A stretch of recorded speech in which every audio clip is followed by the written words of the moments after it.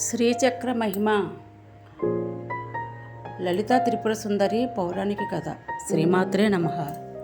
మన భారతీయ ఆధ్యాత్మిక సంప్రదాయాల్లో ఎన్నో దివ్యమైన యంత్రాలు, మంత్రాలు, తంత్రాలు ఉన్నాయి.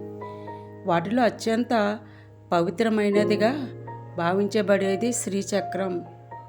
శ్రీచక్రాన్ని కేవలం ఒక రేఖాచిత్రంగా చూడరు.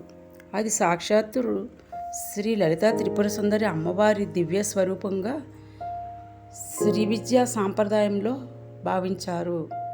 శ్రీచక్రాన్ని దర్శించడం, పూజించడం, ధ్యానం చేయడం వల్ల మనసుకు ప్రశాంతత, ఏకాగ్రత, ఆధ్యాత్మిక చింతన కలుగుతాయని భక్తులు విశ్వసిస్తారు.